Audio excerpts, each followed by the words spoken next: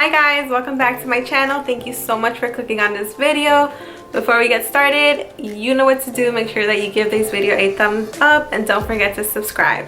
Today I will be telling you the truth and all the secrets on how you can lose weight ASAP and get that body of your dreams.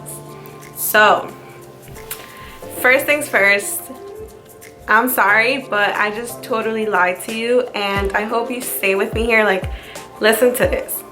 No matter how many people tell you on the internet or on magazines, or people who are just trying to sell you their workout programs or anything that they're promoting, like, you cannot spot reduce, okay? You can't do that. You can't just pick and choose where you want to lose fat from. And if it was that easy, then honestly, there would not be a lot of people struggling with losing weight or body image. Like, it would just be really simple to lose weight and say, hey, I want to get rid of my arm fat, and do it, you know? So I'm sorry, but no, you cannot spot reduce. You really can't pick and choose. So the only way that you can actually lose weight is by being in a caloric deficit.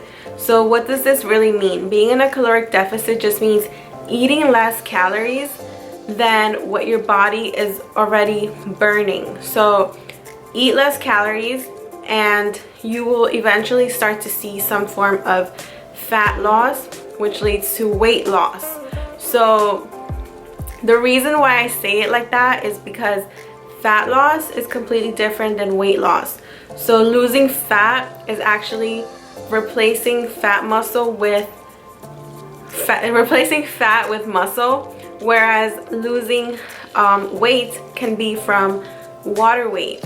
So sometimes when you first start working out or you first try a new diet, you will see amazing results in the beginning, and that's because you're probably getting rid of a lot of either water weight or a lot of feces, a lot of extra material that your body is holding on to.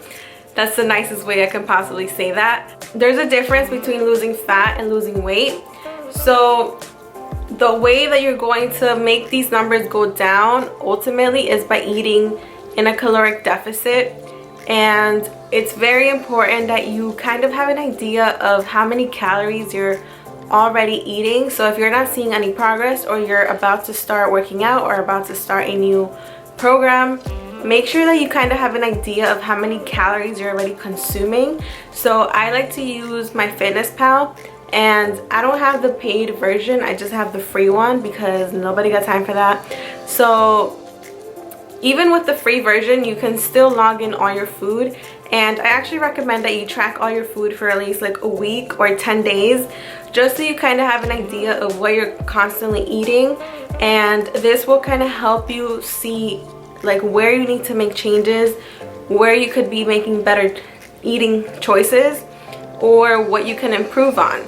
So all of that just depends on your goal, whether it's to lose weight, to build muscle, or even to gain some muscle. Also, along with the caloric deficit, a lot of it, well, not a lot of it, but genetics does play a role. So as much as people want to say that it doesn't, it really does. And it does in the sense that where you hold the extra body fat depends on your genetics. So a lot of people hold a lot of their body fat on their lower half, so like their legs, or a lot of people will hold it like in their arms. Like, I'm one of those people who holds it in their arms. Some people will hold extra body fat in their midsection, especially like the lower belly area. So these things do depend on genetics. Now, where I think that genetics don't play a role is like shaping your body how you want it to look. Like, you can mold your body to look any way you want it to if you work really hard, if you're consistent, if you eat healthy, if you drink your water, if you get your sleep in. Like, it's a big process, and it's a non-ending process. Like, you're never going to be fully satisfied, and you're always gonna want more. So genetics does play a role on determining like where you lose the fat first. So you'll naturally slim down in certain areas. Like if you're eating in a caloric deficit, you're going to slim down and see progress in some body parts a lot faster than others, and that's okay. But you cannot pick and choose like what parts stay big and what parts stay small. Like it just doesn't work that way. Like I really wish it did, because then, you know, this whole fitness thing wouldn't even really be such a big deal. Like it would just be very easy for everyone to look their very best at all times. But sadly, it doesn't work that way. So along with being in a caloric deficit, it's also very important that you make sure that you're getting enough water in. And I'm not talking just about like 8 cups of water, like that bullshit rule that everyone recommends. I'm talking about making sure that you're drinking at least a gallon and a half, maybe 2 gallons of water a day. Really. And I know what you're gonna say, like, oh, I don't have time, or like work, or I can't be in the bathroom all day. But if you really want this, you're going to drink that water. You're going to find different times of the day where you can afford to kind of like drink more water and make time to go to the bathroom, and you will make it happen. Like when you really want something, you're going to make it happen. Like that's something that I want you to ask yourself right now and really stick in your mind. Like if you really want this, if you clicked on this video, it's because you thought that there was actually a possibility that you could take the easy way and just pick and choose where to lose the fat, and that's it, you'll be happy. And I'm here to tell you that it doesn't work that way. But if you stick to this and if you put it in your mind, you can make it happen. Your mind is so powerful, and anything you think, your body will follow. So make sure that you are keeping yourself accountable, along with the caloric deficit, your whatever your genetics, however they play out in you losing or gaining weight, your water intake. Like I said, make sure that you're getting in at least a gallon of water a day.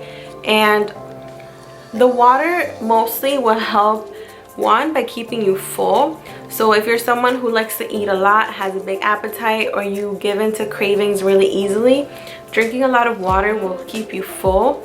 And that's not to say that like if you're starving you shouldn't eat, because I don't recommend that. Like if you're truly hungry, then yes, you can eat something, but the water does really help with keeping you accountable and staying on the track of accountability. I truly recommend that you take some progress photos, because progress photos for me are honestly the best way to keep track of your progress.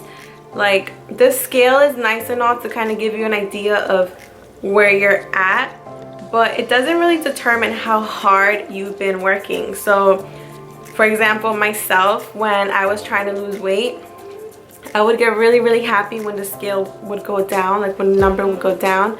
And if it ever stayed the same or went up a little bit, I would just kind of feel really shitty about myself. And I wasn't really educated on this, so I really didn't know that, you know, water weight was a thing, or like if I ate a big meal the night before, that this would throw off my weight.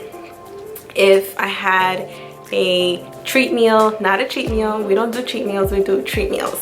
So if I had a treat meal, that, you know, I didn't know that that would also affect my weight the next day, that bloating would affect my weight the next day. So it's really about just educating yourself and not being so hard on yourself. Like because I was like really hard on myself, and so I don't think the scale is the best way to keep track. Once I started taking progress photos, it was a lot easier for me to see the progress that I was making, and it also became a lot easier for me to learn to love my body and feel comfortable in my body. So these are like the most important things I can tell you. Eat in a caloric deficit. Make sure that you kind of have an idea of the role that your genetics play, but don't blame your genetics. Like don't say that you can't make progress because of your genetics, because that's not true, and that's not what I'm saying. Make sure that you're drinking your water. Download my fitness pal to keep track of what you're currently eating, so you have an idea of the healthy habits that you need to build and the habits that you kind of need to let go of. And also make sure that you are using progress photos to keep track of your progress, and don't focus so much on the scale. Like, those would be the 5 main tips that I can give you in order for you to get your dream body and for you to feel comfortable in your body and love yourself. And also, don't compare yourself to anybody else. This is one of my favorite quotes, and it says, don't compare your chapter 1 to someone else's chapter 20. And sometimes when I feel bad about like where I'm at, my own progress, like if I compare myself to someone else, like I just bring this quote back to myself, and it really truly grounds me because it's so true. We never really know the hard work that goes behind the end result, and we're so quick and easy to be hard on ourselves or to misjudge other people. But we have to keep in mind that everyone is so different, and we have to learn to love us for who we are, and no one else is going to do that for you. So I hope that these 5 tips really helped. Please be sure to let me know what you thought. If you have any ideas for any upcoming videos, be sure to leave them down in the comment section down below. Don't forget to give this video a thumbs up, and make sure that you subscribe to my channel and turn on that bell notification so you never miss any of my videos. I hope you guys have a good day or a good night wherever you are in the world, and I'll see you guys next time.